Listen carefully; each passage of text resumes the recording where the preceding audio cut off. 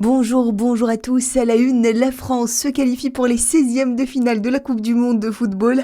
Les Bleus ont dominé l'Irak hier soir lors de leur deuxième match de phase de groupe, un match perturbé par les orages. La rencontre a été interrompue pendant 2 heures, ce qui n'a pas empêché les tricolores de s'imposer 3-0. L'actualité, c'est aussi les températures qui continuent de grimper en France et dans notre région. Météo France maintient la vigilance rouge en Côte d'Or et en Saône-et-Loire. Vigilance orange également dans le Jura et le Doubs. Au total, 54 départements sont désormais en alerte rouge canicule, 35 en orange partout en France. Et cette canicule n'est pas sans conséquences. En Côte d'Or, 23 hectares de végétation sont partis en fumée hier après-midi. Entre Darrois et Étole, la route départementale 971 a été fermée à la circulation le temps de l'intervention. Dans le Jura, ce sont 5 hectares de paille qui ont été détruits.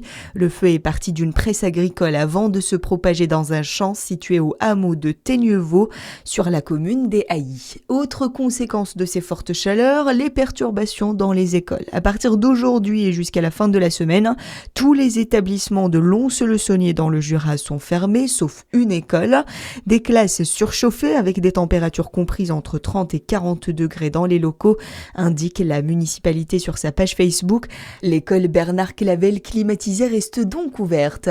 Et face au changement climatique bien illustré par la canicule qui frappe en ce moment toute la Bourgogne-Franche-Comté, la région a organisé hier la signature à Besançon de la charte d'achat locale de la filière horticolore et paysagère, une alliance qui réunit tous les professionnels du végétal pour valoriser le circuit court et les compétences de notre région. Écoutez Christian Morel, vice-président du conseil régional en charge de l'agriculture. C'est une demande des professionnels pour mettre en avant ces métiers-là.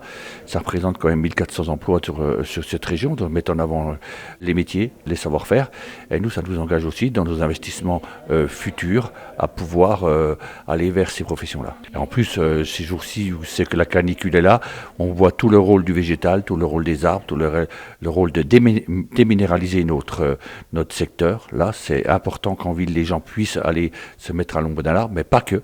C'est aussi important pour nos secteurs ruraux, car on a trop souvent arraché les haies. Donc c'est notre volonté aussi au niveau du conseil régional de remettre en place des haies dans tout le secteur rural. Des démarches similaires existent déjà ailleurs en France, notamment en Auvergne-Rhône-Alpes ou encore en Île-de-France. Dans le reste de l'actualité, les premières sanctions après la mort de Liana. Gérald Darmanin a ainsi annoncé sur TF1 hier soir le lancement d'une enquête administrative. Le garde des Sceaux vise notamment un substitut du procureur Doche ainsi que 2 gendarmes. Et puis l'historien Marc Bloch ainsi que son épouse font leur entrée au Panthéon ce soir. La cérémonie sera présidée par Emmanuel Macron. À suivre votre météo sur Fréquence Plus.